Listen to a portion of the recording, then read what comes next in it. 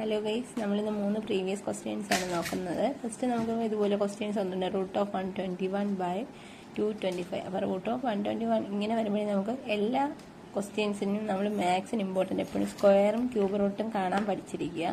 അപ്പോൾ നമുക്ക് കാണുമ്പോൾ തന്നെ ജസ്റ്റ് അറിയാം 121 എന്ന് പറഞ്ഞാൽ ഏതിൻ്റെ സ്ക്വയർ റൂട്ടാണ്? 11ൻ്റെ സ്ക്വയർ റൂട്ടാണ്.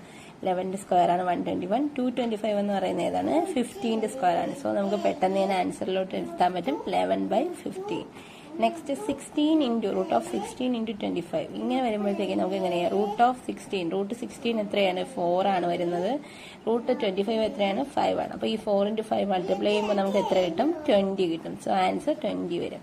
നെക്സ്റ്റ് ഇതുപോലെ ഒരു ക്വസ്റ്റ്യൻ വരുമ്പോഴത്തേക്കും നമുക്കിതെങ്ങനെ ചെയ്യാം? ഇതിൻ്റെ എല്ലാം റൂട്ട് കാണുക, സ്ക്വയർ കാണുക. 16ൻ്റെ സ്ക്വയർ 4/5 ഇൻറ്റു 2/3. ഇത് ന്യൂമറേറ്ററും ഡിനോമിനേറ്ററും മൾട്ടിപ്ലൈ ചെയ്യുക. 8/15 എന്ന് വരും നമുക്ക് ആൻസർ.